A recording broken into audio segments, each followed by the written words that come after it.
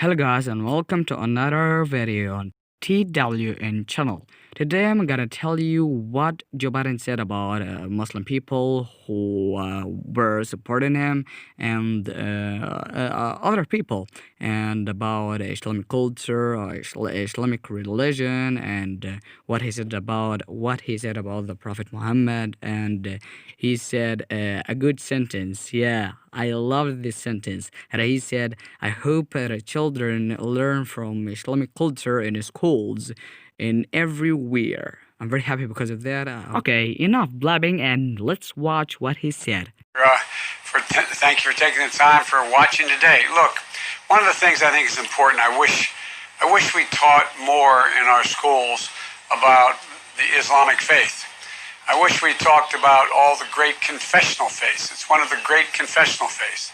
And what people don't realize, is one of my avocation is theology, don't realize is that we all come from the same root here in terms of our fundamental basic beliefs.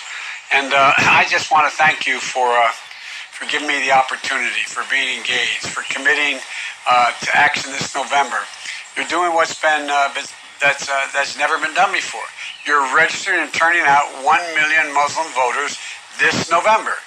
It matters. Your voice is your vote. Your vote is your voice. Muslim Americans' voices matter to our communities, to our country, but we all know that your voice hasn't always gotten recognized or represented, and or the recognition it deserves. And that's your right as a citizen. You know, what you're doing is making a real difference. I mean that. Look, this weekend I lost a friend, but we lost a champion for civil rights of all people. A tireless advocate for making sure every single person could access the power of their vote. The great Congressman John Lewis. You know, from the time he first marched with Dr. King until his last march last month with Black Lives Matter, he understood viscerally that the rights and freedoms of all people are connected. We're all connected. And no one is free while other people are oppressed. You know, it was no surprise that when Donald Trump announced the Muslim ban during his first week in office, John went directly to Hartsfield International Airport in his home district in Atlanta to demand answers of immigration officials. They wouldn't tell him how many people were being detained. You know what his answer was? Simply, quote, "Why don't we just sit down and stay a while," end of quote. As always, John Lewis knew where to stand or to sit to be on the right side of history. And the best way to honor John's legacy is to continue his purpose, continue his commitment to making it easier for every American to cast their ballot and participate in our democracy. In memory of John, Congress should make up legislation take up the legislation to restore the Voting Rights Act. The legislation he fought so courageously for. They should take it up immediately. And if they don't, I'll make sure it happens at the beginning of my administration. Look, Mr. Chairman, I don't have to tell any of you that this is the most important election in modern American history. Muslim communities were the first to feel Donald Trump's assault on black and brown communities in this country with his vile Muslim ban.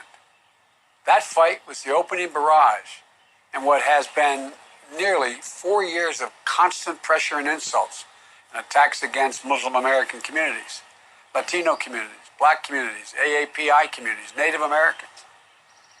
You know, Donald Trump has fanned the flames of hate in this country across the board through his words, his policies, his appointments, his deeds, and he continues to fan those flames. Under this administration, we've seen an unconscionable rise in Islamophobia. The incidents including kids being bullied in school and hate crimes in our communities. He's named people with a history of open Islamophobia, open, straightforward, who have no business serving in high positions in our government, to key leadership roles in our Department of Defense, the U.S. Agency for International Development. He's not only an insult to our values, it weakens our standing in the world. What message does this send to the rest of the world? We have led the world not just by the example of our power, but the power of our example. And he's making a mockery of what we stand for. But we can do something about it. And I'm here today to ask you to join me in a fight to rip this poison from our government root and stem, or as the famous case said, root and branch, starting by making Donald Trump a one-term president this November. But I'm not just asking for your support because the alternative is unthinkable. I want to earn your vote, not just because he's not worthy of being president. I want to work in partnership with you to make sure your voices are included in the decision-making process as we work to rebuild our nation. We can't just build back to where we were before Donald Trump took office. We have to build back better. Right now, we're facing a trio of urgent crises in this nation. A public health crisis, as this pandemic is heading in the wrong direction. An economic crisis, with millions of Americans out of work and small businesses struggling to survive. And a racial justice crisis. A long overdue national reckoning about the way our country has treated blacks, browns, Native Americans, and I know Muslim Americans feel that too, especially black Muslims.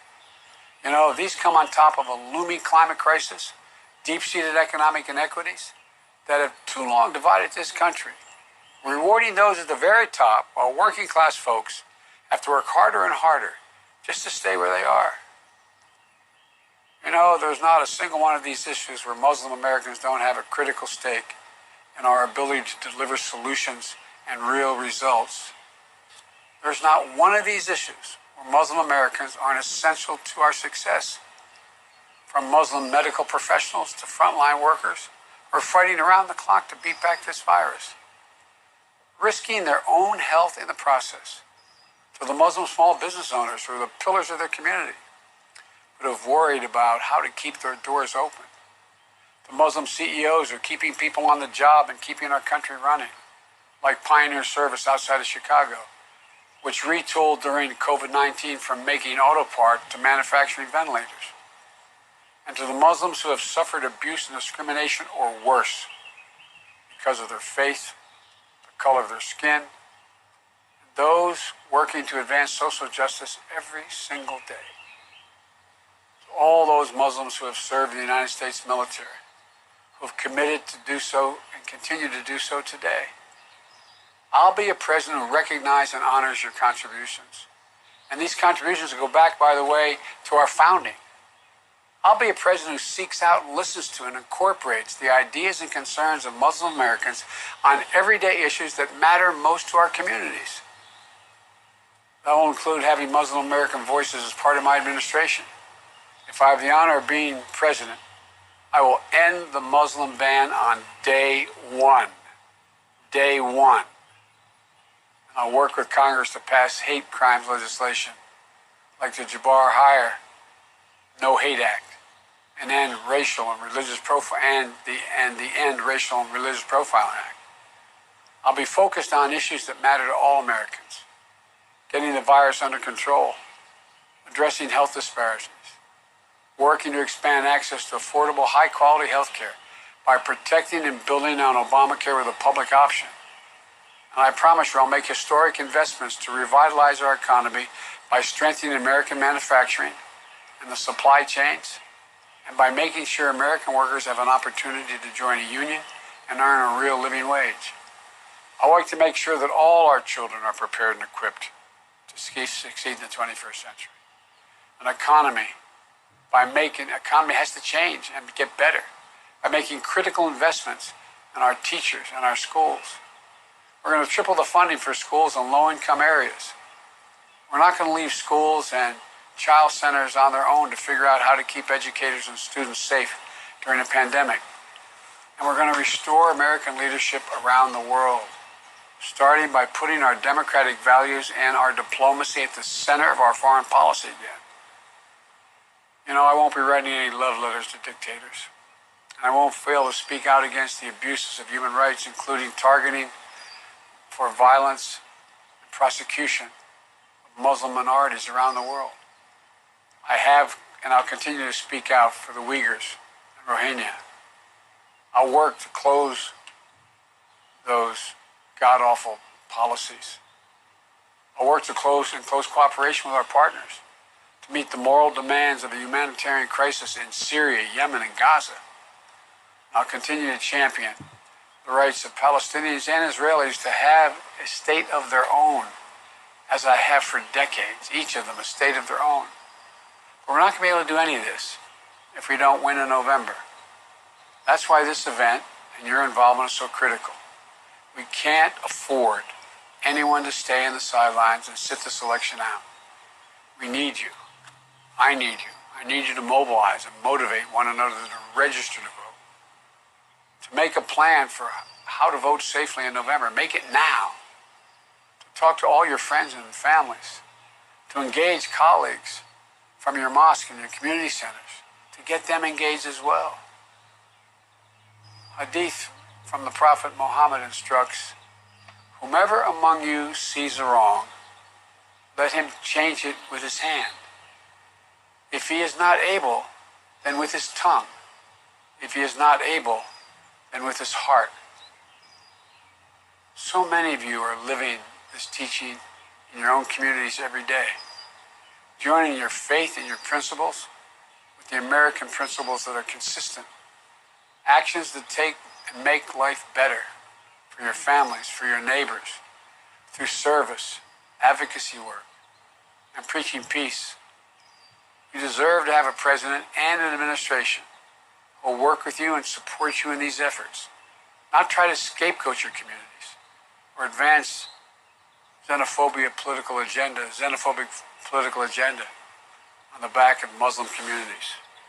And if I have the honor of being elected President of the United States, together we can work to right the wrongs and see our world and see it better with our hearts, with our hands, with our votes. So again, Mr. Chairman, thank you so much. That was what he said.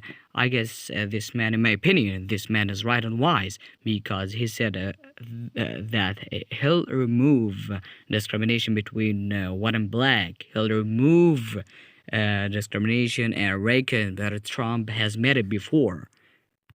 Okay guys, don't forget to give this video a thumbs up, and don't forget to subscribe to this channel, and don't forget to share this video with your friends on social media. Goodbye.